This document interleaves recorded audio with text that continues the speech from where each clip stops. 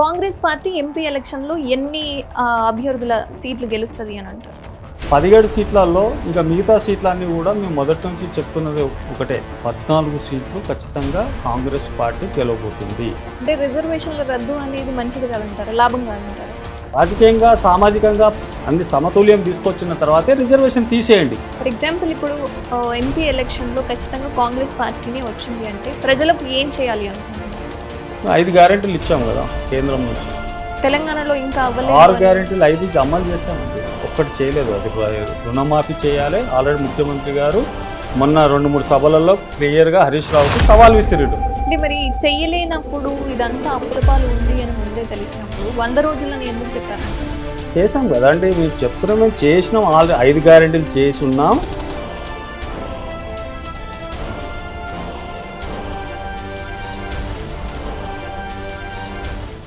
ఇప్పుడు కేసీఆర్ సినిమా అయిపోయిందండి. కేసీఆర్ గురించి మాట్లాడేది ఏమీ లేదు. ఆయన ఓన్లీ ఇప్పుడు జస్ట్ ఆయన బయటకు వెళ్ళి ఈ ఎంపీ సీట్ల వరకే ఆయన పోరాటం. తర్వాత ఆయన అంతా కూడా మా కేసీఆర్ మా రేవంత్ రెడ్డి గారు డబల్ బెడ్రూమ్ చర్లపల్లి జైల్లో, చెంచలగూడ జైల్లో, అంతే. అక్కడ ఫ్యామిలీ అందరూ పోయి విశ్రాంతిగా రెస్ట్ తీసుకోవచ్చు. ఎందుకంటే అంత క్రైమ్ చేసిరు వాళ్ళు. అందరికీ నమస్కారం, నేను మీ Lakshmi. Congress party senior leader, SC ST ఐక్యవేదిక ఆల్ ఇండియా జనరల్ సెక్రటరీ అయిన మంచుగల్ల విజయ్ కుమార్ ప్రస్తుతం మనతో పాటు ఉన్నారు. సో ప్రస్తుతం రాజకీయాలు ఏ విధంగా ఉన్నాయి, ఎంత రసవత్తరంగా జరుగుతున్నాయి అన్నది ఒకసారి మాట్లాడతాం. నమస్కారం సార్. నమస్తే అమ్మా. సార్ ప్రస్తుతం కులమతాలు అని నేను చెప్పలేను, కానీ మాధవీలత గారు ఏదైతే ఇప్పుడు అంటే బీజేపీ పార్టీ నుంచి పోటీ చేస్తున్నారు. సో ఒకవైపు ఎంఐఎం కావచ్చు లేదా ఇటు బీజేపీ కావచ్చు, ఒక విధంగా మత రాజకీయాలు నడుపుతున్నారు అని అంటున్నారు. సో ఇందులో మీరేమనుకుంటున్నారు సార్? మాధవీలత గురించి చెప్పాలంటే ఆమె కొంచెం బ్యాక్ వెళ్ళాలి. మాధవీలత గారు ఒక సామాన్య కుటుంబంలో పుట్టినప్పటికీ తర్వాత ఆమె ఏ నేపథ్యంతో ఆమె ఒక హాస్పిటల్ స్థాపించి, ఆ స్థాపించిన తర్వాత కరోనా టైంలో జరిగిన అకృత్యాలు, అక్కడ జరిగిన దౌర్జన్యం, అంటే పేషెంట్ల దగ్గర కొన్ని కోట్ల రూపాయలు, ఎన్నో ఆరోపణలు ఈ మధ్య కాలంలో వస్తున్నాయి బయటికి. కాబట్టి ఆమె నిజాయితీకి నేను మారిపోయారని చెప్పుకుంటా ఉంది. హిందువుల పట్ల నేను ధర్మ నిర్ణేత అని చెప్పుకుంటున్నది. ఈ భారతదేశం యొక్క పునాదులు ధర్మాలు అనేది ఈనాటివి కావు, బీజేపీ వాళ్ళు తెచ్చినవి కావు, ఆర్ఎస్ఎస్ వాళ్ళు తెచ్చినవి కావు. ఈ సనాతన ధర్మాలు అన్నీ కూడా భారతదేశం యొక్క పునాదులు. వీళ్ళు కొత్తగా వచ్చి నేర్పిస్తున్నారు. అదే చాలా విదూరంగా ఉంది.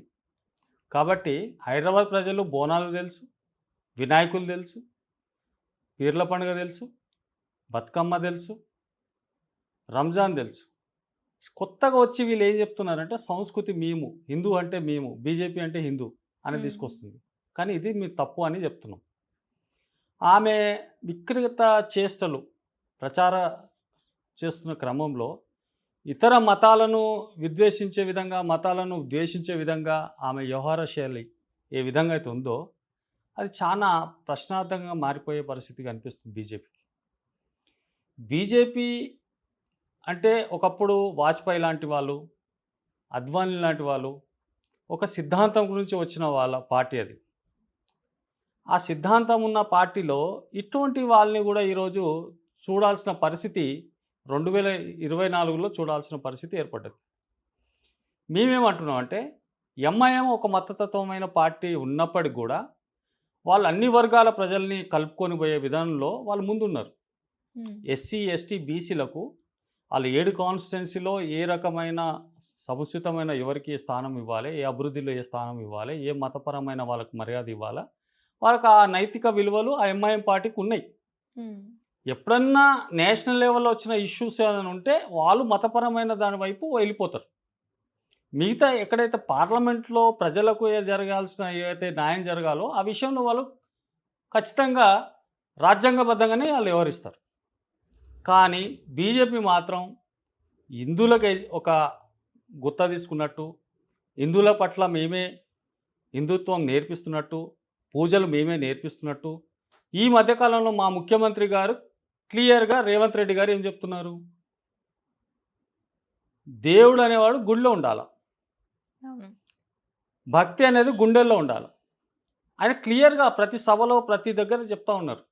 కాబట్టి వీళ్ళు అట్లా కాదు. మత విద్వేషాలను రెచ్చగొట్టే విధంగా ఇలా ఓల్డ్ సిటీలో ప్రశాంతమైన వాతావరణం ఉన్నట్టి పరిస్థితిని ఈరోజు మాధవలటి లాంటి వాళ్ళు రెచ్చగొట్టే విధంగా మజీద్ మీద బాణాలు ఇడవడం, ఆ సంకేతాలు చూయించడం, వికృత చేష్టలు చేయడం అనేది ఆమె ఏ క్యారెక్టర్‌లో ఉందనేది మనం తెలుసుకోవాల్సిన అవసరం ఉంది.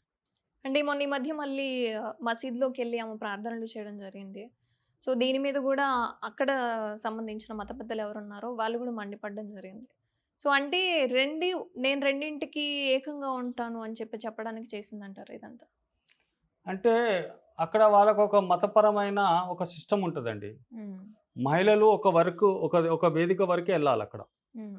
తర్వాత గర్భగుడి అనే లోపట ఎక్కడైతే వాళ్ళకు దర్గాలు గానీ, మసీద్‌లో ఉండే ప్లేస్ గానీ, మహిళలకు వాళ్ళకి నిషేధం. ఎందుకంటే, మన భారతదేశంలోనే డెమోక్రసీలో ఒక ముస్లిం పర్సనల్ లా ఉంది ఆళ్ళకు. అవును. చట్టం ఉంది. ఆ చట్టంకి లోబడే వాళ్ళు వాళ్ళ జీవిత శైలి గానీ, ఏదైనా గానీ ఉంటది. కానీ ఈమె దానికి భిన్నంగా ఆ మసీద్‌లో అయినా గానీ, దర్గాలకైనా గానీ డైరెక్ట్‌గా మహిళలకు వెళ్ళడానికి అవకాశం లేదు. హ్మ్.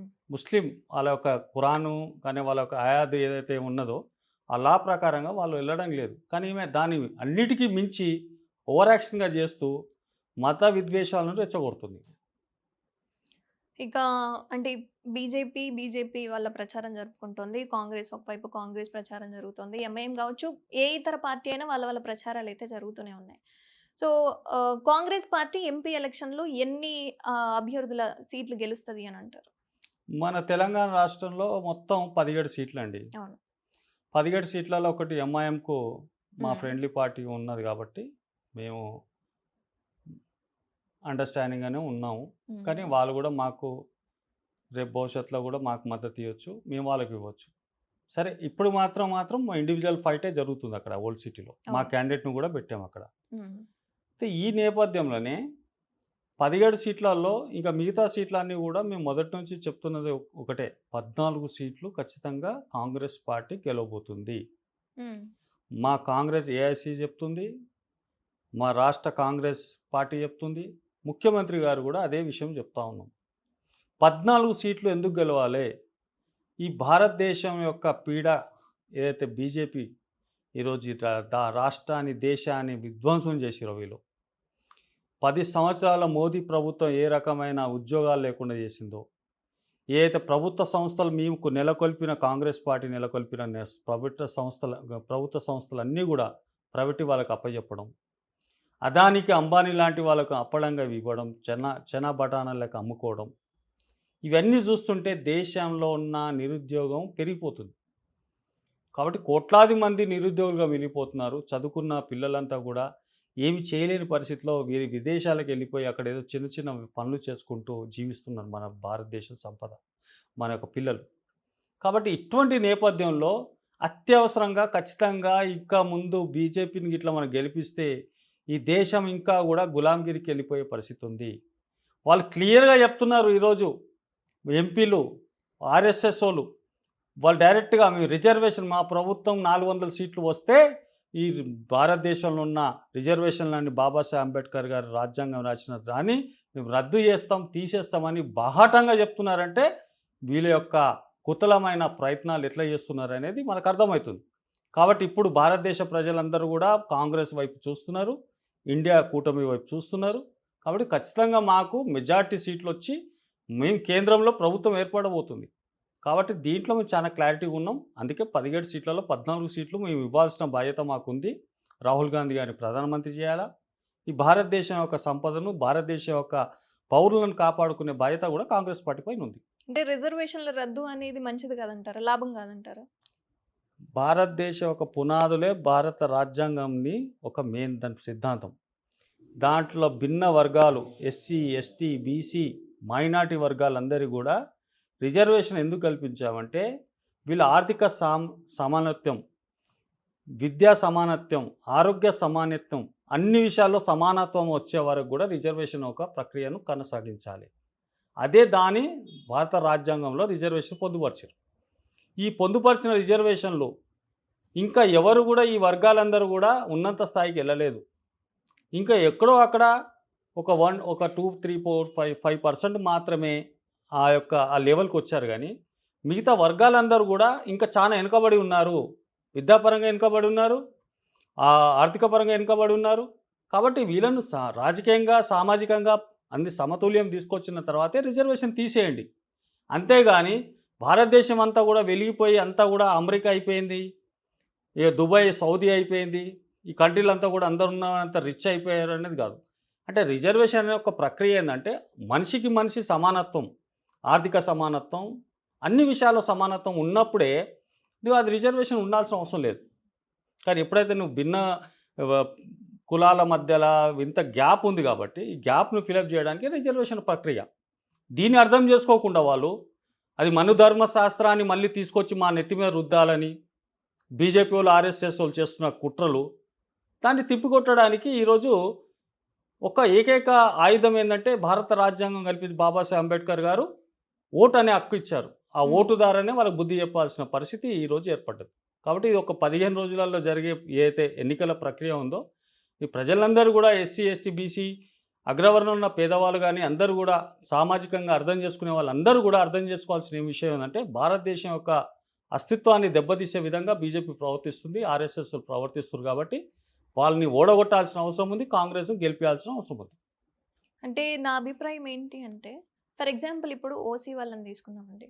చాలామంది అందులో వెనకబడిన వాళ్ళు ఉంటారు. అంటే చాలా ఆస్తి తక్కువ ఉండుండొచ్చు. లేదా కనీసం ఖర్చు పెట్టడానికి డబ్బులు లేని వాళ్ళు కూడా ఉంటుంటారు కదా! సో, వాళ్ళకి రిజర్వేషన్ ప్రక్రియ చూసుకుంటే మాక్సిమం ఒక 10% మాత్రమే ఉంటుంది. సో, రిజర్వేషన్ అనేది చాలా మందికి కూడా అంటే వాళ్ళకి యూజ్ కాదు అని చాలామంది అంటున్నారు. దీని మీద మీ ఇప్పుడు అభిప్రాయం ఏంటి? కేంద్ర ప్రభుత్వమే తీసుకొచ్చింది. గతంలో కూడా మేము చెప్పినాం. ఈ కేంద్ర ప్రభుత్వాలు కూడా తీసుకొచ్చిన చట్టాలు ఏందంటే హ్మ్. EBC, economical backward class.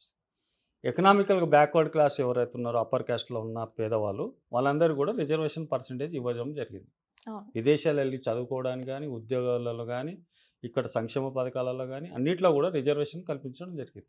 కాబట్టి దాంట్లో మాకు ఎటువంటి భేషజారాలు లేవు.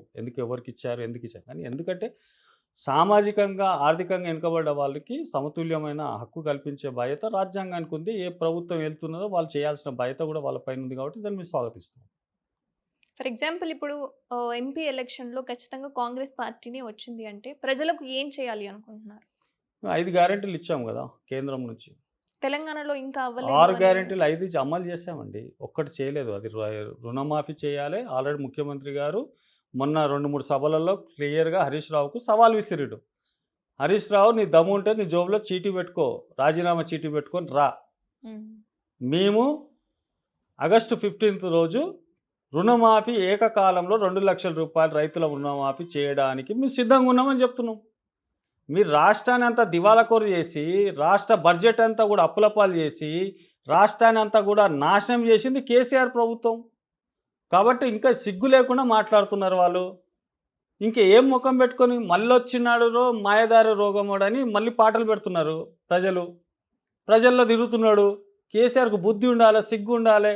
ఏం మాట్లాడుతున్నారు వీళ్ళు, పరిపాలన చేసినేది గాలికి వదిలేసి ఓ గడిల పాలన జరిపించారు. ఎస్సీలను దగ్గర రానియలేదు, ఎమ్మెల్యేలను దగ్గర రానియలేదు. మీరు ఎవరిని చూడలేదు. మీ ఇష్టానుసారంగా మీ కుటుంబ పాలన జరిగింది ఈ రాష్ట్రంలో. తెలంగాణ 1200 మంది బలిదానంతో వచ్చిన తెలంగాణని మీ ఇంటి సొంత కుటుంబానికి మాడింది. కాబట్టి ఇప్పుడైనా బుద్ధి తెచ్చుకొని, సిగ్గు తెచ్చుకొని మాట్లాడండి. కాంగ్రెస్‌కు మ్యాండేట్ ఇచ్చిర్రు ప్రజలు. కాంగ్రెస్ అధికారంలో ఉంటది.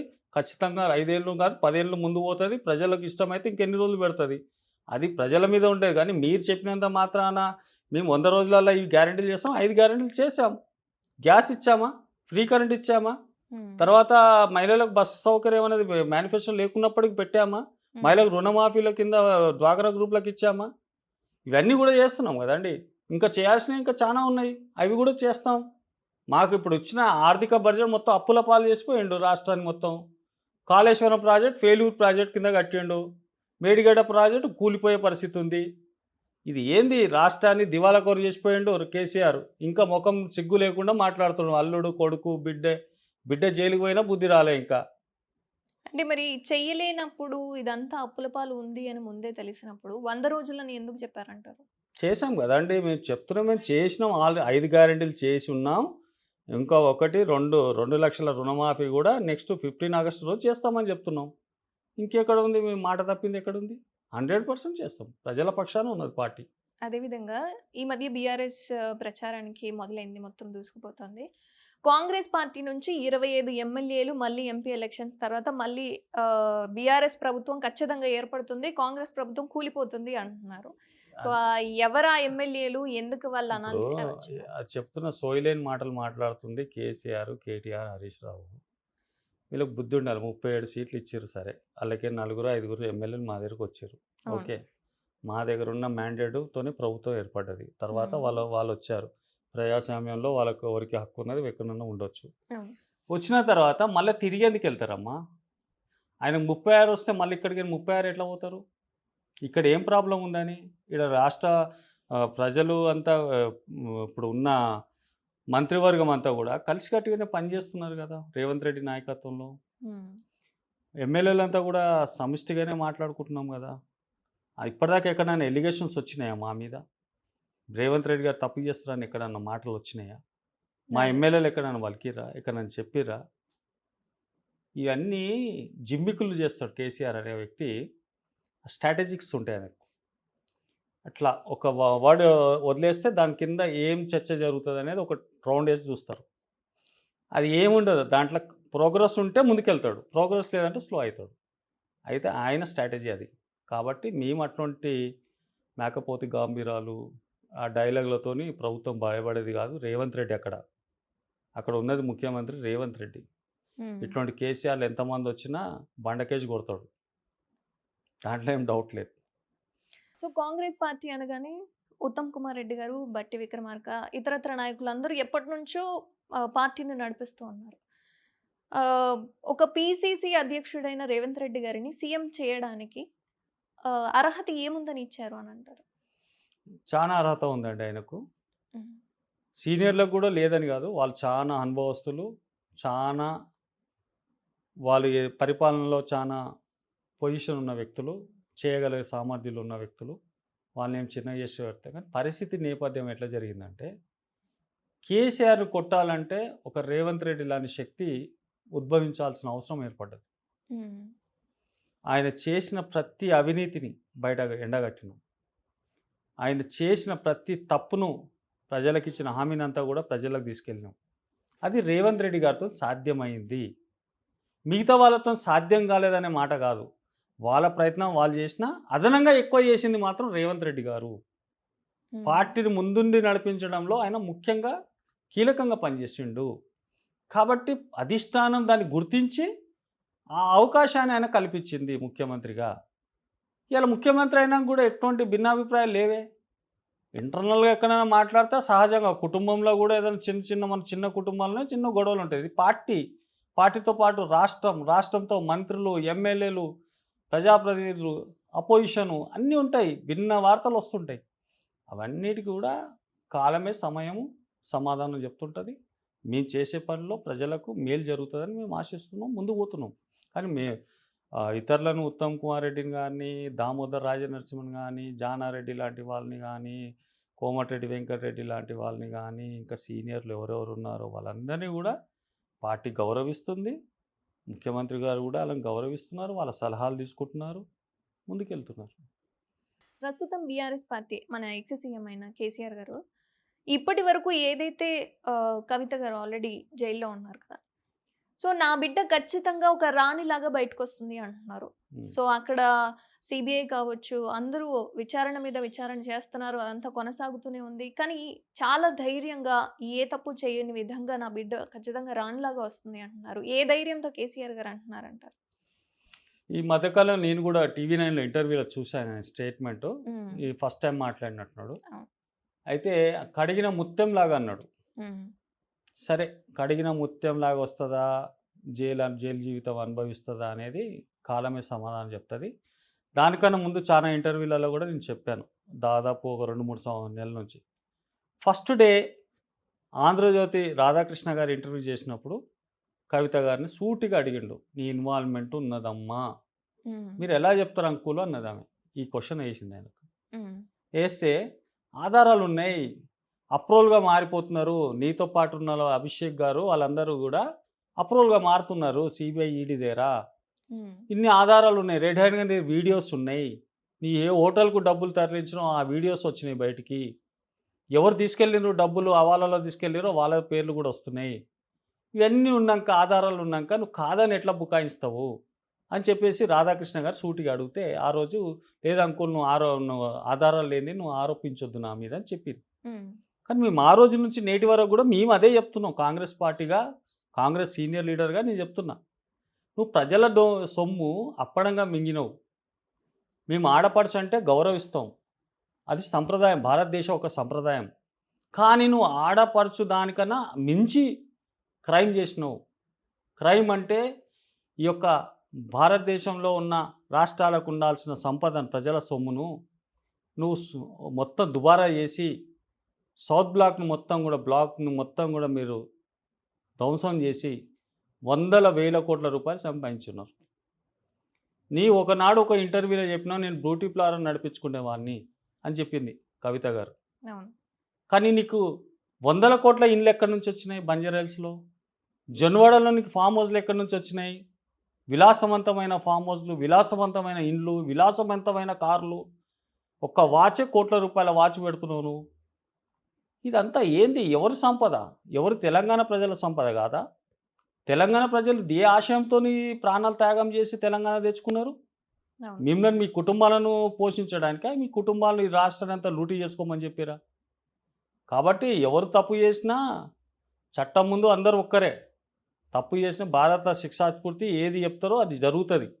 అంతేగాని కడిగిన ముత్యంలాగా వస్తుందా, తర్వాత జైలు జీవితం అనుభవిస్తుందా అనేది ముందు చూస్తారు మీరు. కాబట్టి ఆమెకి ఇప్పటివరకు బెయిల్ రాదు, బెయిల్ రానే ఇంకా వీలు లేదు. ఉన్న సెక్షన్స్, ఆమె మీద ఉన్న ఆరోపణలు మీద బట్టి చూస్తే సిబిఐ, ఈడీ బలమైన సాక్ష్యాలు ఉన్నాయి ఆమె మీద. కాబట్టి ఇప్పట్లో వచ్చే పరిస్థితి లేదు. ఈయన ఎంత బీజేపీకి ఈ మధ్యకాలంలో మా ముఖ్యమంత్రి గారు కానీ బయట వచ్చిన వార్తల్లో కానీ కొన్ని సీట్లు బీజేపీకి త్యాగం చేసిండంట. ఎవరు? కేసీఆర్ గారు. కిషన్ రెడ్డి దగ్గర పద్మారావు అనే వ్యక్తిని, ఒక డమ్మీ క్యాండిడేట్, అక్కడ పెట్టి ఓట్లు చీల్స్తే ఆ ఓట్లన్నీ కూడా బీజేపీకి పడితే కిషన్ రెడ్డిని గెలిపించుకోవాలనేది ఒక ఎజెండా. కాబట్టి మల్కాజ్గిరిలో ఈటల రాజేందర్ నా శత్రువు అని చెప్పుకుంటాడు. కానీ ఈటల రాజేందర్ని గెలిపించడానికి ఒక లక్ష్మారెడ్డిని పెట్టిండు అక్కడ. అంటే ఆయన ఎవరికి ప్రజలకు తెలియని పరిస్థితి ఉన్న పర్సన్ తీసుకొచ్చి నువ్వు పెట్టినావు. కాబట్టి బీఆర్ఎస్ బీజేపీ ఒకటే అంటారు. వరంగల్ సీట్కి వచ్చేస్తే ఆరూరు రమేష్ ఓ దళితుడైన బీజేపీ క్యాండిడేట్, అతన్ని గెలిపేయడానికి అక్కడ ఒక అనామకుని యొక్క టీఆర్ఎస్ అభ్యర్థిని పెట్టారు. కాబట్టి ఇట్లాంటి అన్నీ కూడా త్యాగం, బిడ్డ గురించి త్యాగం చేస్తున్నాడు. కాంగ్రెస్ పార్టీని ఓడగొట్టాలా, బీజేపీని గెలిపియాలా, నా బిడ్డని బయటికి తీసుకురావాలా అనేది ఇలా స్ట్రాటజీ. సో వాళ్ళిద్దరు ఏకమైతే కవిత గారు ఖచ్చితంగా బయటకు వస్తుంది కాబట్టి సీట్లు వాళ్ళు పెరుగుతాయి కదా. వాళ్ళు ఇప్పుడు ఏమన్నా ఇవ్వాలి కదా, గురుదక్షిణం ఇవ్విస్తేనే కదా వాళ్ళు మళ్ళీ మిగతాది ఇచ్చేది. కాబట్టి ఇట్లాంటి స్ట్రాటజీస్ అన్నీ జరుగుతూ ఉన్నాయి. ఇవన్నీ కూడా ఎప్పటికప్పుడు మా కాంగ్రెస్ పార్టీ, మా రాష్ట్ర కమిటీ, స్టేట్ కమిటీ అందరూ కూడా దీన్ని అబ్జర్వ్ చేస్తూ ఉన్నాం. ఏం చేస్తున్నారు అనేది దాన్ని ప్రజలకు తెలియజేస్తూ ఉన్నాం. ప్రజల పట్ల మాకున్న సంపూర్ణమైన విశ్వాసం కాంగ్రెస్ పార్టీని 14 సీట్లలో గెలిపిస్తుంది. ఆ దేశానికి ప్రధానమంత్రి రాహుల్ గాంధీ చేస్తారని మేము సంపూర్ణమైన విశ్వాసంతో ఉన్నాం. కేంద్రం విషయానికి వస్తే ఇందిరాగాంధీ గారు కేంద్రాన్ని నడిపారు ఒకనొక కాలంలో. ఆ టైంలో ఎన్నైనా రచ్చలు కావచ్చు, లేదా విధ్వంసాలు కావచ్చు, పొలిటికల్గా చాలా రచ్చలే జరిగాయి. సో ఇప్పుడు మళ్ళీ కేంద్రంలో కాంగ్రెస్ వచ్చింది అంటే ఎలాంటి విధ్వంసాలు జరగవంటారా? ఇందిరాగాంధీ గారు అంటే ఒక గొప్ప నేత. భారతదేశం ప్రపంచానికే తెలిసిన గొప్ప నాయకురాలు ఎవరంటే శ్రీమతి ఇందిరాగాంధీ గారు. తర్వాత ఆమె ఈ ప్రజల గురించి బలిదానం అయింది. ఆమె కుట్రతో చంపించారు. ఓకే, దేశానికి మంచి జరుగుతుందని. గరీబీ హటావో అనే నినాదం తీసుకొచ్చిన పెద్ద ఏకైక మహిళ ఇందిరాగాంధీ గారు. ఎన్నో సంస్కరణలు తీసుకొచ్చింది ఆమె భారతదేశంలో. ఎన్నో ప్రాజెక్టులు తీసుకొచ్చింది, ఎన్నో ఇండస్ట్రీలు తీసుకొచ్చింది. మనం ఒక్కటి హైదరాబాద్లో చెప్పుకుంటే బిహెచ్ఎల్ పెద్ద స్పర్శంలో దాంట్లో 1000 మంది కార్మికులకు ఉపాధి కల్పించింది. ఇది సంపద కాదా? భారతదేశ సంపద కాదా? కానీ తెలంగాణ నుంచి ఆంధ్రప్రదేశ్ని విడదీయొద్దు అన్న మాట కూడా ఇందిరాగాంధీ గారే అన్నారు కదా. విడదీయాలా, విడదీయొద్దన్న మాటలు ఎక్కడ రాసి ఉందో నాకు తెలియదు గానీ, ప్రజల యొక్క డిమాండ్‌ను ఎప్పుడైతే ప్రజల రూపంలో, ఉద్యమ రూపంలో ముందుకొస్తదో, అప్పుడు ఏ ప్రభుత్వాలున్నా, ఏ చట్టాలున్నా, ఏవున్నా దానికి తలొంగాల్సిందే. ప్రజా తీర్పు కింద తలొంగాల్సిందే. కాబట్టి ఆ పరిస్థితి తెలంగాణలో వచ్చిన ఒక ఉప్పెన లాంటి ఉద్యమాన్ని ప్రజల యొక్క డిమాండ్‌ను నెరవేర్చడానికి మా సోనియా గాంధీ గారు ఆ రోజు ఒక ఆంధ్రప్రదేశ్‌లో మా పార్టీ నష్టపోయినా పర్వాలేదు. తెలంగాణ 1200 మంది బలిదానాలు పిల్లలు చనిపోతున్నారని ఏకైక మాటతోని ఆ రోజు తెలంగాణ ఇయ్యడం జరిగింది. ఇచ్చిన తెలంగాణలో ఆ రోజు కేసీఆర్ ఏమన్నాడు? కాంగ్రెస్ పార్టీలో విలీనం చేస్తా అన్నాడు. ఆ మాట అవును. కట్టుబడి ఉన్నాడా? లేడు. తర్వాత ఒక మాట అన్నాడు. దళితునే సీఎం చేస్తాను. చేసిండా? నేను కావాల కుక్కలాగా ఉంటా అన్నాడు. ఉన్నాడా? ఇప్పుడు కేసీఆర్ సినిమా అయిపోయిందండి. కేసీఆర్ గురించి మాట్లాడేది ఏమీ లేదు. హ్మ్. ఆయన ఓన్లీ ఇప్పుడు జస్టు ఆయన బయటికెళ్ళి ఈ ఎంపీ సీట్ల వరకే ఆయన పోరాటం. తర్వాత ఆయనంతా గూడా మా మా రేవంత్ రెడ్డి గారు డబుల్ బెడ్‌రూమ్ కట్టిస్తున్నాడు. చర్లపల్లి జైల్‌లో, చెంచల్గూడ జైల్‌లో. అంతే అక్కడ అంటారు. ఫ్యామిలీ అందరూ పోయి విశ్రాంతిగా రెస్ట్ తీసుకోవచ్చు. ఎందుకంటే అంత క్రైమ్ చేసిర్రు వాళ్ళు. ఈ రాష్ట్రం యొక్క సంపద, ప్రజల యొక్క స్వేచ్ఛను, ప్రజల యొక్క మనోభావాలను దెబ్బతీసిర్రు వాళ్ళు. కాబట్టి వాళ్ళు శిక్షాస్ఫూర్తులే. వాళ్ళ మీద అన్ని ఆరోపణలున్నాయి. అంటే రేవంత్ రెడ్డి గారు గూడా చట్టపరంగానే వాళ్ళని శిక్షించి వాళ్ళకి జైల్లో పెడతారు. కేవలం ఇది 13 తారీఖు వరకే వాళ్ళ మేకపోతు గాంభీరాలు ఇవన్నీ కూడా ఎలక్షన్‌ను బీజేపీ చెప్తున్నట్టు ఆడుతున్న డ్రామాలో భాగమే కేసీఆర్ తిరుగుతున్నాడు. రేపు తక్షణమే ఆయనను తీసుకెళ్ళి చట్టపరంగా జైల్లో పెట్టాల్సిందే. అంటే ఆల్రెడీ రేవంత్ రెడ్డి గారు అవినీతి ప్రక్షాళన చేస్తాము అని చెప్పారు. మేనిఫెస్టోలో ఆల్రెడీ రాసారు. అంటే వాళ్ళకి సంబంధించిన డీటెయిల్స్ అన్నీ గ్యాదర్ చేసుకున్నారా? అంటే 100 వెంటనే తట్టిన తర్వాత అంటున్నారా? కమిషన్ ఏసాం గదా! కాళేశ్వరం మీద ఒక కమిషన్ అపాయింట్ చేశారు. హ్మ్. దాంట్లో ఎంత అవినీతి జరిగిందని రిపోర్ట్‌తో సహా ఇచ్చిండ్రు. కేంద్రంలో ఉన్న కార్ రిపోర్ట్ కూడా ఇచ్చింది. వీళ్ళెంత దుర్వినియోగం చేశారనేది. తర్వాత ఇప్పుడు ఈ వీళ్ళు చేసిన ఫోన్ ట్యాపింగ్ కేసు. ఫోన్ ట్యాపింగ్‌లో ప్రతి ఒక్కరు భార్యాభర్తలు మాట్లాడుకునే మాటలు కూడా విన్నారు వీళ్ళు. ఎవరు చెప్తే చేసిరనేది కూడా అందరికి తెలుసు గదా! ఏ పోలీస్ అధికారులు ఎవరి డైరెక్షన్‌లో పనిచేశారని తెలుసు గదా! దాని మీద హ్మ్. విచారణ జరుగుతుంది. ఎన్నికల తర్వాత అవన్నీ బయటకొస్తాయి. వీళ్ళు ఎన్ని కోట్ల రూపాయలు హవాలాలో బయటికి పంపించిర్రు. ఎన్ని కోట్ల రూపాయలు దుబారా చేసిర్రు. రైతు బంధు పైసలు ఎట్లా దాన్ని గోల్మాల్ చేసిర్రు. తర్వాత ఈ హైదరాబాద్ చుట్టూన్న 25,000 ఎకరాలు వీళ్ళు ఎట్లా దోచుకున్నారు. ఎస్సీ, ఎస్టీల అసైన్డ్ భూములు ఇందిరాగాంధీ ఇచ్చిన భూములను ఎలా లాగేసుకున్నారు. దీని మీద అన్నిటి మీద విచారణ జరుగుతది గదా! అంత ఈజీగా ఏం లేదు. హ్మ్. తర్వాత వీళ్ళు ఆహ్, ధరణిని తీసుకొచ్చి ధరణి ద్వారా ఎన్ని భూములు కాజేసిర్రు. ఇవన్నీ గూడా దాని మీద విచారణ జరిపిస్తాం. హ్మ్. తప్పకుండా జరిపిస్తాం. తెలంగాణ యొక్క మనోభావాలను, తెలంగాణ ప్రజల యొక్క ఆలోచన విధానాన్ని మా ముఖ్యమంత్రి గారు తక్షణమే అమలు చేస్తా ఉన్నారు. నేరం చేసినోళ్ళు, తప్పు చేసినోళ్ళు శిక్ష పడాల్సిందే. శిక్ష అనుభవించాల్సిందే. గాంధీకి అదేవిధంగా కాంగ్రెస్ పార్టీకి ఎటువంటి సంబంధం లేదని గాంధీ గారు అప్పుడే ఒక లిఖితపూర్వకంగా రచించి చెప్పించేశారు. నాకు కాంగ్రెస్ పార్టీకి ఎటువంటి సంబంధం లేదు అని. కానీ ప్రస్తుతం తెలంగాణలో ఏదైతే భవన్ ఉందో కాంగ్రెస్ పార్టీ భవనం, దాని పేరు గాంధీ భవన్ అని పెట్టారు. కారణం ఏంటంటారు? ఇప్పుడు మనము రూ. 2000 నోటు గాని, 500 నోటు గాని, హ్మ్. గాంధీ బొమ్మ ఎందుకు పెట్టుకున్నామంటే క్వెషన్ ఆన్సర్ ఏంది? అంటే ఆయన జాతిపిత కాబట్టి ఆయన పేరు ఎక్కడన్నా వాడుకోవచ్చు మంచి గురించి. గాంధీ భవన్ కూడా ఒక దేవాలయం లాంటిది. ఆ గాంధీ భవన్ ఆయన పేరు పెట్టుకోవడం జరిగింది. పార్టీకి నాకు ఎటువంటి సంబంధం లేదనే మాట కన్నా ముందుండి నడిపించింది దేశ స్వాతంత్రం గురించి కాంగ్రెస్ స్వాతంత్ర పార్టీ అప్పుడు చేసింది. కాబట్టి ఆయన రూపకల్పన చేసిన కాంగ్రెస్ పార్టీ నెహ్రూ గారిని మొదటగా దేశ స్వాతంత్రం వచ్చిన తర్వాత నెహ్రూ గారిని ప్రధానమంత్రిగా చేయడం జరిగింది. అవును. కాబట్టి అప్పుడే కాంగ్రెస్ పార్టీగా నామకరణం అయింది. కాబట్టి దానికి ఆయన బ్యాక్ బోన్‌గా నడిచిండు. గాడ్ ఫాదర్‌గా ఉన్నాడు అందరికీ. భారతదేశానికి గూడా ఒక ఫాదర్ ఆఫ్ గాడ్‌గా ఉన్నాడు. కాబట్టి మేము ఆయనను గౌరవిస్తాం. దానికి ఇట్లాంటి మాటలన్నీ ఏదో చెప్తా ఉంటారు చాలామంది. అట్లాంటి దానికి ఇప్పుడు ఇంకా పాత గడిచిన మాటలు ఇప్పుడు మాట్లాడుకోను. విజయ్ కుమార్ గారు ఒక సీనియర్ కాంగ్రెస్ నేతగా ఒకవేళ మోడీ గారు వస్తే భారతదేశం ఏ విధంగా ఉంటుంది? మన రాహుల్ గాంధీ గారు వస్తే భారతదేశం ఏ విధంగా ఉంటుంది? మన ప్రేక్షకుల కోసం. భారతదేశం అనేది మనం 75 సంవత్సరాలు దాటి స్వాతంత్ర భారతదేశం. ఈ భారతదేశాన్ని అమెరికా గానీ, ఇతర దేశాలు గొప్ప గొప్ప దేశాలన్నీ గూడా మన వైపు చూస్తున్నారు. నువ్వు ప్రతి సాఫ్ట్‌వేర్ రంగంలో గానీ, మైక్రోసాఫ్ట్ గానీ, ఇంకా మిగతా గానీ అన్ని కంపెనీ సీఈఓలంతా గూడా మన భారతీయ సంపద ఉన్న వాళ్ళే ఉన్నారు. అంటే మేధాశక్తి ఎంత పెద్దదో చూడండి. పెద్ద పెద్ద కంపెనీస్‌లన్నిట్లో గూడా భారతీయులే ఉన్నారు. కాబట్టి మన మేధస్సును మన యొక్క ఈడ కరప్షన్ తగ్గించాలి అసలు. భారతదేశంలో ముఖ్యంగా కరప్షన్ లేని భారతదేశంగా చేయాలి. రైతులకు గిట్టుబాటు ధర అందించాలి. ఇది మన భారతదేశం అంతా కూడా నడిచేది నెంబర్ 1 పొజిషన్ ఏందంటే రైతుల మీదనే నడుస్తుంది భారతదేశం. సంపద అంతా కూడా రైతులతోనే వస్తది. రెండోది పరిశ్రమలు. పరిశ్రమకు వాళ్ళకు కావాల్సిన గిట్టుబాటు కరెంటు, నాణ్యమైన కరెంట్ ఇవ్వాలా. నాణ్యమైన వాళ్ళకి సౌకర్యాలు కల్పిస్తే భారతదేశంలో ఉత్పత్తి ఇంకా పెంచుకొని మన ఆర్థిక స్థితిగతులను బాగు చేసే అవకాశం ఉన్నది. ఇవి చేస్తుంది కదా కాంగ్రెసు. వాళ్ళు చేసింది ఏంది? ప్రైవేట్ సెక్టార్‌ను ప్రోత్సహించారు. ఒక్కరికి 2 అదానీ, అంబానీ 2 ఫ్యామిలీస్‌కు మాత్రమే వాళ్ళు సంపదంతా కూడా భారతదేశ సంపదంతా కూడా వాళ్ళకి అప్పచెప్పారు. ఈరోజు అటువంటి ప్రభుత్వం మనకు కావాలా?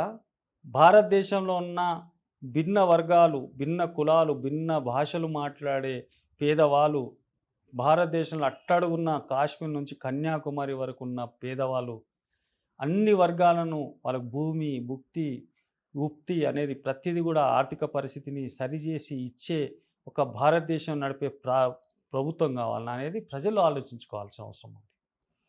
50 సంవత్సరాల్లో ఏ గరీబీ అయితే ఉండనో, మనకు స్వాతంత్రం వచ్చిన ఏ పేదరికంలో ఉన్నామో ఆ పేదరిక బంధాలన్నీ కూడా తెంపించుకొని కాంగ్రెస్ పార్టీ ముందుకు నడిపించింది. అనేక పరిశ్రమలు స్థాపించినాం. అగ్రికల్చర్ మీద రీసెర్చ్ మంచి మంచి ఒక పరిశ్రమలు ఉంటూ రైతులను కూడా ఒక భాగస్వాములు చేస్తూ వాళ్ళ ఆర్థిక స్థితిగతులను బాగు చేసే విధంలో కాంగ్రెస్ పార్టీ ముందున్నది. ఈ భారతదేశంలో ఎన్నో ప్రాజెక్టులు కట్టింది. మీరు ఫర్ ఎగ్జాంపుల్ మన ఆంధ్రాలో తీసుకుంటే శ్రీశైలం కానీ, అదే కానీ నాగార్జున సాగర్ చూసుకోండి. జీవనదులు మన దగ్గర బ్రహ్మాండమైన జీవనదులు ఉన్నాయి. అవన్నిటిని సద్వినియోగం చేసుకొని మన భారతదేశంలో ఆ నీళ్ళన్నీ కూడా అందరికీ రైతులకు అందిస్తున్నట్టయితే ఈ మన దేశం ఎటువంటిది సంపద అంటే, భూమి ఎటువంటిదంటే, ఈ రైతులు ఎంత కష్టపడే వాళ్ళంటే ప్రపంచానికంతా కూడా భోజనం పెట్టే స్థాయిలో మన భారతదేశం రైతులు ఉన్నారండి. వాళ్ళకు ప్రోత్సాహం లేదు.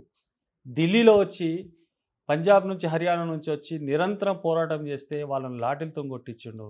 ఎంతోమంది రైతులు చనిపోయారు. వాళ్ళ సమస్యలను పరిష్కారం చేయని ఫెయిల్యూర్ నువ్వు ప్రధానమంత్రి కాదాను మోదీ గారు. కాబట్టి ఇవన్నీ విషయాల మీద కూడా కాంగ్రెస్ పార్టీ ఒక క్లారిటీ ఇచ్చింది. 5 గ్యారెంటీలు ఇచ్చాము. అన్ని న్యాయమైన డిమాండ్లు ఏవైతే ఉన్నాయో ప్రజలై 5 న్యాయమైన డిమాండ్లు అవన్నీ కూడా నెరవేర్చడానికి కాంగ్రెస్ ప్రభుత్వం మన యొక్క రాహుల్ గాంధీ గారు స్పష్టంగా, క్లియర్గా, క్లారిటీగా ప్రజలకు ఏవైతే అవసరాలు ఉన్నాయో అవి చేయడానికి ఆయన ముందున్నాడు. కాబట్టి అటువంటి యొక్క కాంగ్రెస్ ప్రభుత్వం ఏర్పడితే బాగుంటుందని నా అభిప్రాయం. బీజేపీ లాంటి మత విధ్వంసం సృష్టించే వాళ్ళని, మతాలతోని, కులాలతోని రెచ్చగొట్టి హింస ప్రోత్సహించే వాళ్ళని ఈ భారతదేశం ఉండకుంటే మంచిదని నేను భావిస్తున్నాను. విజయ్ కుమార్ గారు, రాహుల్ గాంధీ గారు కేరళలో గెలిచారు లోక్సభ సభ్యుడిగా. మరి అక్కడ ఏం చేశారంటారు? చాలా అభివృద్ధి చేసిండు అక్కడ. ఆయన ఉన్న బడ్జెట్ అంతా ఆయనకుండే ఎంతైతే ఆయన ఎంపీ బడ్జెట్లో అలాట్ చేస్తారో ఆ బడ్జెట్ అంతా కూడా కేటాయించి రోడ్లు, సీసీ రోడ్లు వేసాడు, సేవరేజ్ ల్యాండ్స్ వేసాడు, అక్కడ గ్రంథాలయ కట్టించాడు, అక్కడ నీకు రైతులకు ఫార్మా వాళ్ళకు మంచి మంచి సైంటిస్టులకు ప్రోత్సహించిండు. అక్కడ మంచి మంచి ఉత్పత్తి చేసే రైతులకు ఉత్పత్తి చేసే కర్మాగారాలు పెట్టించిండు. అక్కడ చాలా విద్యా వ్యవస్థను కూడా కొంచెం సమూలమైన మార్పు తీసుకొచ్చిండు. అక్కడ కార్మికులకు, కర్షకులకు కూడా ఒక మంచి ఇండస్ట్రియల్ పాలసీ తీసుకొచ్చిండు. చేసిండు అక్కడ చాలా వర్క్స్ చేసిండు. యువకులకు కొత్త ఎంప్లాయ్మెంట్ జనరేట్ చేసిండు అక్కడ. ఇవన్నీ చేసిండు కదా. అక్కడ మోడల్గా ఉంది కదా. ఇప్పుడు మనం చెప్పడం కాదు, మీరు కూడా ఒకసారి వెళ్ళి చూడండి అక్కడ ఎందుకు పరిస్థితి మారిందో. కాబట్టి వాళ్ళు బై బర్త్ రాజరిక వ్యవస్థలో అంటే వాళ్ళ ఫ్యామిలీలోనే ప్రధానమంత్రిగా పుట్టిండు ఆయన. హ్మ్. నానమ్మ, తాత, ముత్తాతలు, నాన్నగారు హ్మ్. అన్ని పదవులు చూసినోళ్ళు వాళ్ళకి ఏముంటదండి? ప్రజలకు సేవ చేయాలనే ఉంటది గానీ, ఇంకో ఆలోచన దోసుకోవడం, దాచుకోవడం వాళ్ళకు అవసరం లేదు. కాబట్టి ఆ కుటుంబాన్ని మనం ప్రోత్సహించాల్సిన అవసరం ఉంది. భారతదేశం బాగుండాలి, యువతరం బాగుండాలంటే ఖచ్చితంగా కాంగ్రెస్ పార్టీ రాహుల్ గాంధీ లాంటి వ్యక్తిని ప్రధానమంత్రి చేస్తే దేశం బాగుపడతారని భావిస్తున్నాను. సో ఆంధ్ర పొలిటిక్స్‌కొస్తే షర్మిల గారు కాంగ్రెస్ పార్టీ నుంచి ఇప్పుడు అక్కడ పోటీ చేస్తున్నారు. అసెంబ్లీ ఎలక్షన్స్ కాబట్టి. సో షర్మిల గారు ఇప్పటి వరకు ఒక ఎత్తైతే ఇప్పుడు కాంగ్రెస్ పార్టీలో ఉన్నది ఒక ఎత్తు. సో ఆమె మళ్ళీ కాంగ్రెస్ పార్టీ నుంచి గెలుస్తదంటారా? కడప సీటు ఖచ్చితంగా షర్మిల గారు గెలవబోతున్నారు. హ్మ్. ఎందుకు గెలవబోతున్నారంటే, రాజశేఖర్ రెడ్డి గారు ఒక కడప నుంచి అనేక సార్లు ఎంపికయ్యారు. అవును. వాళ్ళ జగన్మోహన్ రెడ్డి కూడా ఎంపీ అయ్యాడు అక్కడి నుంచి. తర్వాత షర్మిల గారు కూడా ఆ కుటుంబానికి చెందినవారు. ఆ బ్లడ్స్ ఉన్నాయి కాబట్టి, ఆమె దగ్గర ఆ రక్తం ఉంది కాబట్టి, అక్కడ ప్రజలు కూడా రాజశేఖర్ రెడ్డి కుటుంబాన్ని అంటే ఆదరిస్తారు. హ్మ్. కాబట్టి ఖచ్చితంగా ఆమెకు ఎంపీ సీటుగా ముందు ఒక కాంగ్రెస్ పార్టీగా పంపిస్తారు. ఇదే నేపథ్యంలో మరి అన్నం మీద పోరాటం చేస్తుంది దేని గురించి? అన్నం మీద వ్యక్తిగత పోరాటం కాదు ఆమెది. పార్టీ విధానాలు నువ్వు మార్చుకున్నావు. నీ పార్టీ పందా మార్చుకున్నావు కాబట్టి, ఇంకా నువ్వు ఉండాల్సిన అవసరం లేదు అన్నయ్య. హ్మ్. నువ్వు ఇంకా మా కాంగ్రెస్‌కి అధికారం ఇవ్వండి హ్మ్. అనేది ఆమె పోరాటం.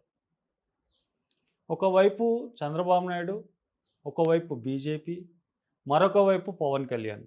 అవును. ముగ్గురు కూటమి. ఏకమై పోరాటం చేస్తున్నారక్కడ హ్మ్. జగన్మోహన్ దించడానికి. అయితే అక్కడ జరుగుతున్న కూల్ వార్ ఏందంటే కమ్యూనిటీ వైజ్‌గా జరుగుతున్న పోరాటం. ఒకవైపు రెడ్డి వర్గం, హ్మ్. ఒకవైపు కమ్మ, కాపు వర్గం. ఇది కూడా కుల సామూహికం అంటారా? అవును గదా! అయితే నేనేమంటున్నా కాంగ్రెస్ పార్టీకి ఒక సామాజిక స్పృహ ఉంది.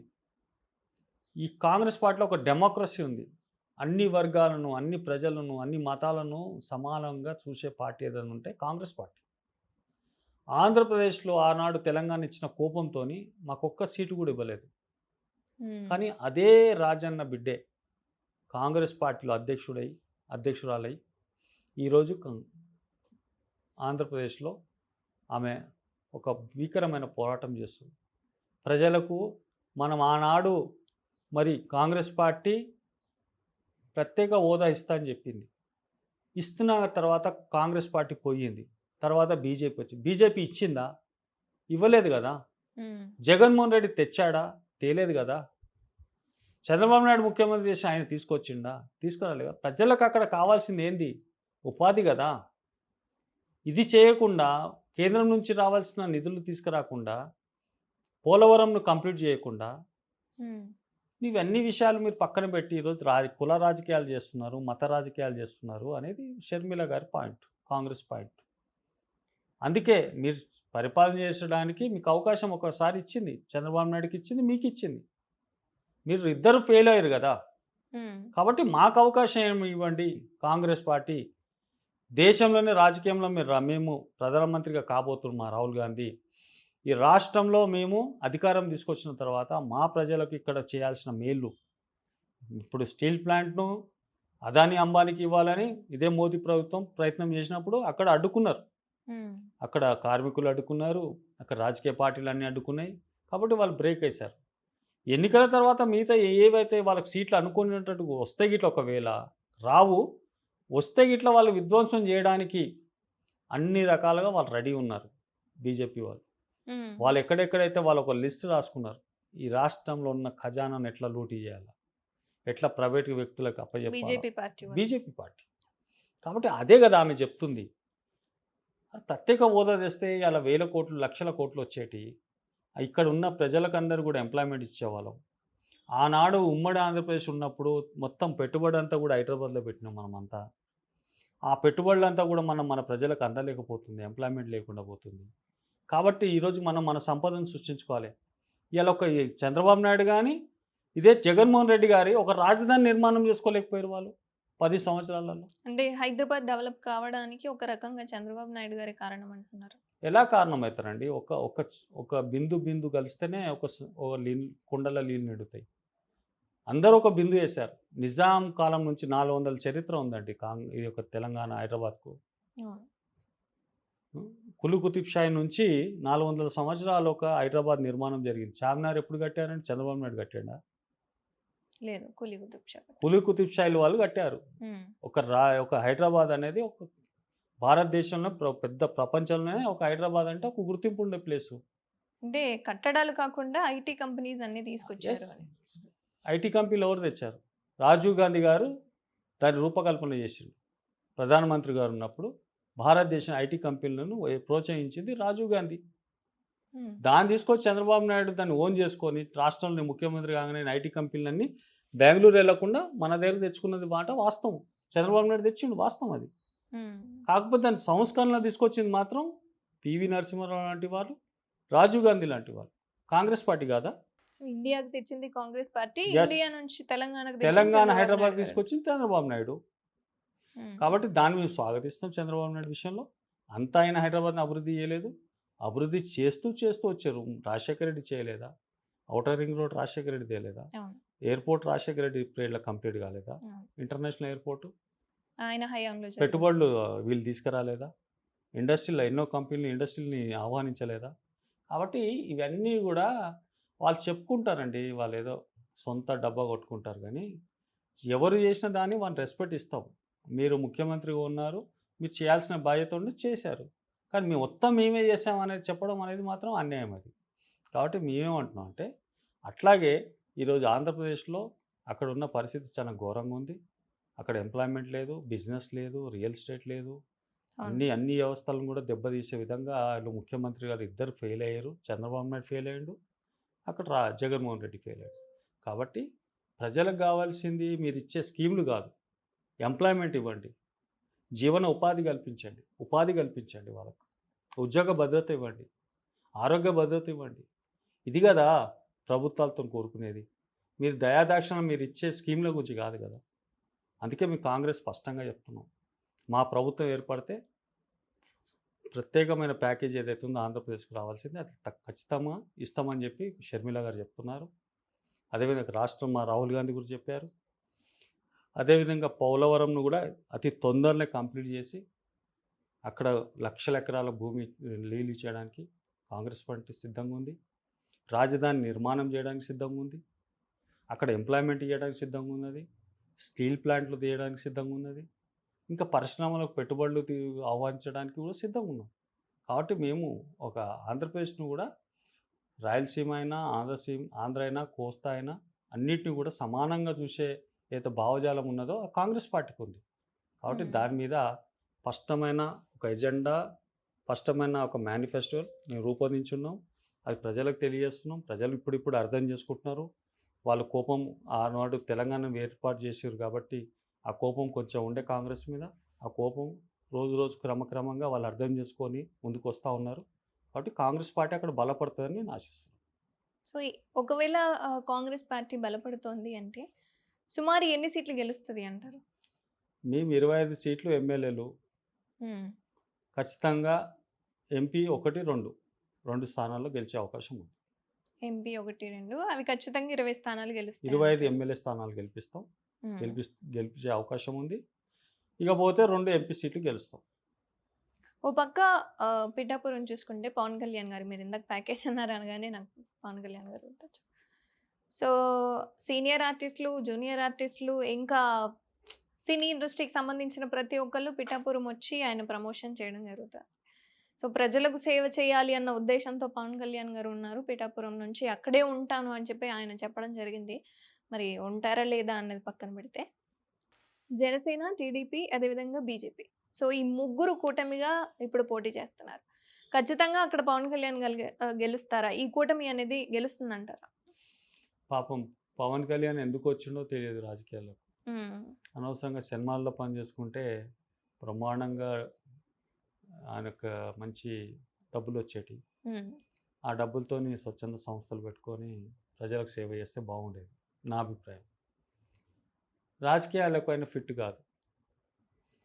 ప్రజల యొక్క మనోభావాలను అర్థం చేసుకునే విధంలో ఆయన లేడు. హ్మ్. ఎంతసేపు సినిమా డైలాగులు కొడితే ఎవరు నమ్మే పరిస్థితి కాదు.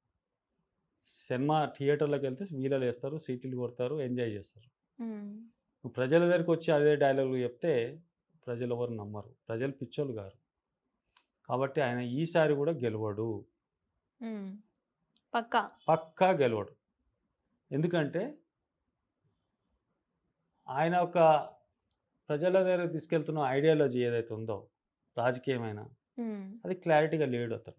కాబట్టి వాళ్ళు ముఖ్యమంత్రులు ఎవరు అనేది తేల్చుకోవడంలోనే ఇంకా ఇబ్బందుంటది. చాలా ఇబ్బందులుంటాయి. కాబట్టి హ్మ్. ప్రజలకు తెలుసు. తర్వాత ఈ పార్టీ ఎన్ని రోజులు ఉండదు, వీళ్ళు కలిసి ఉండలేరు అనేది ప్రజలకు తెలుసు. ఇంకా పోతే జగన్ మ్యాండేట్ గురించి అడుగుతున్నాడు. కంప్లీట్ మ్యాండేట్ ఇవ్వండి అని. హ్మ్. కానీ మేమేం అడుగుతున్నాం కాంగ్రెస్ పక్షాన, మాకొకసారి అవకాశం ఇయ్యండి. ఇద్దరికి అవకాశాలు ఇచ్చారు. వాళ్ళిద్దరు కూడా చేయలేదు. రాష్ట్రాన్ని అభివృద్ధి చేయలేదు. ప్రజలను అభివృద్ధి చేయలేదు. హ్మ్. కులాలను పట్టించుకోలేదు. ఇంకా ఇతర పరిశ్రమలు తీసుకురాలేదు. చాలా రకాలుగా నష్టం చేసిర్రు ఆంధ్రప్రదేశ్‌ను. కాబట్టి కాంగ్రెస్‌కి ఒకసారి అవకాశం ఇవ్వండి. దేశంలో మేము కాపాడతాం. అదే విధంగా పవన్ కళ్యాణ్ గారు ఏదైతే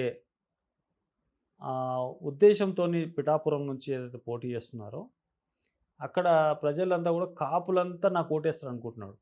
హ్మ్. బాబాసాహెబ్ అంబేద్కర్ ఒకసారి చెప్పాడు. కులాల మీద నిర్మాణం చేసిన ఏ ఒక్క పార్టీ అయినా, ఏ వ్యవస్థ అయినా ఉండదు, కూలిపోతదని చెప్పాడు. హ్మ్. కులాలను నమ్ముకొని నువ్వు ఇట్లా రాజకీయాలు చేస్తే, ఆ కులాలే నిన్ను కూల్చివేస్తాయి. అంటే పవన్ కళ్యాణ్ గారు పిఠాపురంలో పోటీ చేయడానికి కేవలం కాపు వర్గం మాత్రమే అంటారా? 100% కదా! మెజారిటీ కాపులున్నారని చేస్తున్నారు. హ్మ్. ఒక వర్గము అక్కడ ఆల్రెడీ జగన్‌తోనున్నారు. హ్మ్. అక్కడ గూడా అన్ని పార్టీలలో అందరూ ఉంటారు గదండీ! వాళ్ళ అవును. ఓట్లు నాలుగో చీలిపోతాయి హ్మ్. ఆ వర్గానికి. ఆయన కంప్లీట్ నాకు ఒక్కరికి ఓట్లొస్తాయని అనుకుంటున్నాడు. కానీ ఇంపాసిబుల్. అదే నేపథ్యంలో పవన్ కళ్యాణ్ గెలవడం అనేది అసాధ్యము. సాధ్యం గాని పరిస్థితి. కేవలం ఆడ పోటీ ఉంది. చంద్రబాబు నాయుడు, జగన్ మధ్యల, కాంగ్రెస్ మధ్యల. వాళ్ళు కూటమి అయినప్పటికి గూడా పవన్ కళ్యాణ్ ఎక్కడెక్కడ సీట్లు నిలబెట్టారో అన్నీ మైనస్. అంటే మరి ఎవరు గెలుస్తారంటారు పిఠాపురంలో? అక్కడ అన్నీ వైసీపీ గెలుస్తది. మళ్ళీ వైసీపీ గెలుస్తది. మళ్ళీ వైసీపీయే ఫార్మ్ చేస్తదంటారా ఆంధ్రప్రదేశ్‌లో? చేస్తదని నేను అనుకోవట్లేదు. ఎందుకంటే చానా డిఫరెన్సెస్ ఉన్నాయి అక్కడ. హ్మ్. చానా ఒక ప్రభుత్వం సంకీర్ణ ప్రభుత్వం ఏర్పడతది. సో, తెలంగాణలో కాంగ్రెస్ పార్టీ, అదేవిధంగా బీఆర్ఎస్ పార్టీ యుద్ధాలు జరిగినప్పుడు, ఎలక్షన్ జరిగిన ప్రచారమైన చివరి వరకు ఒక ఉత్కంఠ అనేది ఉంది. అసలు ఎవరు గెలుస్తారు? ఏంటి అనేది. హ్మ్. సో, ఇదే ఉత్కంఠ ఇప్పుడు ఆంధ్రప్రదేశ్‌లో నెలకొంది. అంటే కాంగ్రెస్ గెలుస్తదా? లేదా వైఎస్ఆర్‌సీపీ గెలుస్తదా? లేదా ఈ కూటమి గెలుస్తదా అని. సో, మళ్ళీ మీరు పిఠాపురంలో వైసీపీ గెలుస్తది అనేసరికి అంటే వైసీపీయే మళ్ళీ గెలుస్తది అని అంటారా? 100% అమ్మా. ఎందుకంటే నేను చెప్పాను గదా! అక్కడ కాపు వర్గం ఎక్కువున్నప్పటికి గూడా, కాపు వర్గం ఓట్లన్నీ వన్ సైడ్ పడవు. హ్మ్. ఎందుకంటే ఏ కులం అంతా ఒక్కటైనప్పటికి గూడా ఎవరికీ వాళ్ళకి పార్టీలుంటాయి. అవును. ఆ ఓట్లు చీలిపోతాయి. కాబట్టి అక్కడ మళ్ళీ తిరిగి వైసీపీ వచ్చే అవకాశం ఉంది. పవన్ కళ్యాణ్ గెలవడు. రెండోదేందంటే నేను ఇందాక చెప్పాను గదా! ఏదైతే రాష్ట్రం తెలంగాణ ప్రజల్లో ఏదైతే కాంగ్రెస్, బీఆర్ఎస్ మధ్యలో ఢీ అంటే ఢీ అని నడిచిందో, హ్మ్. ఎక్కడ బీజేపీ కనపడలే అప్పుడు. కానీ అవును. ఇద్దరి మధ్యలోనే పోటీ ఉండే. అవును. ఆ పోటీని హైదరాబాద్‌లో ఆనాడు కేటీ రామారావు గారు బిల్డర్స్‌ను, ఆంధ్ర సెటిలర్స్ అందరిని భయపెట్టించి ఓట్లేయించుకున్నారు. మీరు హ్మ్. గిట్లా ఓట్లేస్తే మేము ఆంధ్ర, తెలంగాణ ఊర్లలో గ్రామీణ ప్రాంతాల్లో అన్ని సీట్లు మేమే గెలుస్తున్నాం. హైదరాబాద్‌లో మీరు మాకు సీనియర్ ఎన్టీఆర్ గారు. లేదండి కేటీ ఆహా! రామారావు గారు. ఓకే. కేటీఆర్ గారు. కేటీఆర్ గారు ఇక్కడ తెలంగాణలో ఇక్కడ ఆంధ్ర సెటిలర్స్‌ను భయపెట్టించాడు. ఓకే. కేసీఆర్ బిజినెస్ వాళ్ళ మ్యాన్. కొడుకు. ఆ! బిజినెస్ మ్యాన్ అందరిని భయపెట్టించి ఆ రోజు ఏం చెప్పాడంటే, మీరు మీ గ్రామీణ ప్రాంతాల్లో అన్ని మండలాల్లో, అన్ని జిల్లాలలో మేము గెలుస్తున్నాం బీఆర్ఎస్. హ్మ్. మీరు ఒకవేళ మాకు హైదరాబాద్‌లో ఓట్లేయకపోతే మాత్రం మీ వ్యాపారాలు మిమ్మల్నందరూ గూడా ఎట్లా మీరు బతుకుతారో చూస్తాం మేము అని వార్నింగ్‌లు ఇచ్చారు. అందుకే హైదరాబాద్ అందుకే మొత్తం హైదరాబాద్‌లో అన్ని సీట్లలో గూడా వాళ్ళు గెలవగలిగారు. హ్మ్. కాబట్టి అట్లాంటి బ్లాక్‌మెయిల్ రాజకీయాలు జేసిర్రు వాళ్ళు. ఇప్పుడు జరుగుతున్న ఆంధ్రప్రదేశ్‌లో గూడా జగన్‌మోహన్ రెడ్డి గారు ఒకవైపు కులం పేరుతోని, ఎస్సీ, ఎస్టీ, బీసీ, మైనారిటీ అనే పేరుతోని, ఈ పథకాలు ఇచ్చాననే ఒక పేరుతోని, అక్కడ వాళ్ళు మ్యాండేట్ కోరుతున్నారు. హ్మ్. ఇకపోతే చంద్రబాబు నాయుడు కూటమి అంతా ఏమడుగుతుంది? జగన్ అవినీతి చేసిండు. ఉమ్, అక్కడ అయితే తెలంగాణ సంపద అంతా కూడా మన దగ్గర రాలేదు. మళ్ళీ ఇక్కడ నుంచి తీసుకెళ్ళి మొత్తం తెలంగాణలో పెట్టారు సంపద అంతా. ఉమ్, ఆంధ్రప్రదేశ్‌ను విధ్వంసం చేశాడు. రాజధాని కట్టలేదు అనేది చంద్రబాబు నాయుడు. మరి ఉమ్, ఆనాడు చంద్రబాబు నాయుడుకి 5 సంవత్సరాల పరిపాలన అధికారము ప్రజలు ఇచ్చినారు కదా! ఫస్ట్ ముఖ్యమంత్రిగా. ఉమ్, మరి ఆ రోజు రాజధాని నిర్మాణం చేసిన కంప్లీట్ ఎందుకు చేయలేదు నువ్వు 5 సంవత్సరాల్లో? ఈరోజు హైదరాబాద్‌లో అన్ని కొత్తగా వచ్చిన తెలంగాణను అన్ని సంపదనంతా కూడా మీరు సృష్టించుకొని ఇక్కడ అన్నీ కూడా కేసీఆర్ గారు కొన్ని విషయాల్లో అన్నీ చేశాడు కదా కొన్ని. ఉమ్, మిగతా విషయాల్లో అన్నీ కూడా ధ్వంసం చేసినప్పటికీ అవును. కొన్ని విషయాల్లో కూడా రోడ్లు కానీ, ప్రజలకు సౌకర్యాలు కానీ ఇంకా అన్నీ కొన్ని కొన్ని జరిగినాయి కదా! కొన్ని చేశాడు. చేశాడు కదా! మేము కాదంటలేము కదా! ఉమ్, కాబట్టి మేము ఇప్పుడు ఏం చెప్తున్నామంటే మీరు స్పష్టంగా ప్రజలకు చేయాల్సిన ఏందో మీరు మేనిఫెస్టోలో మీరు ఎజెండా ఏందో చెప్పండి. చెప్తున్నారు. అవును. కానీ అది క్లారిటీగా లేదు. కాంగ్రెస్ చెప్పే వాదన ఏందంటే క్లియర్‌గా ఏం చేయాలనుకుంటున్నారు, ఏం చేస్తారు? చెప్తున్నాం. ఏం చెప్తున్నాం అంటే ప్రత్యేక హోదా, పోలవరం కంప్లీట్ చేయాలి, పరిశ్రమలను తీసుకురావాలి, రాయలసీమ పరిశ్రమలు తీసుకురావాలి, కోస్తాకు పరిశ్రమలు తీసుకురావాలి, అక్కడ ఆ రైతులకు గిట్టుబాటు ధర అందించాలి. ఉమ్, ఇవన్నీ కూడా కాంగ్రెస్ పార్టీ కోరుకుంటుంది. ఇంకా కొత్త ఇండస్ట్రీలు తేవాలి, ఇండస్ట్రీ పాలసీస్ తీసుకురావాలి. ఇవన్నీ కూడా కాంగ్రెస్ పక్షాన మేము మాట్లాడుతూ ఉన్నాం, చెప్తా ఉన్నాం. అధిష్టానం కూడా దాని విషయంలో వారు కృషి చేస్తూ ఉన్నారు. కానీ ఈ విషయంలో వీళ్ళ ఇద్దరికి మాత్రం క్లారిటీగా లేదు. వాళ్ళు ఎంతసేపు ప్రజలకు ఫ్రీగా ఇస్తాం, అవి ఇస్తాం, ఇవి ఇస్తాం, అవి ఇస్తాం, అది కాదు వాళ్ళు కోరుకుంటున్నది.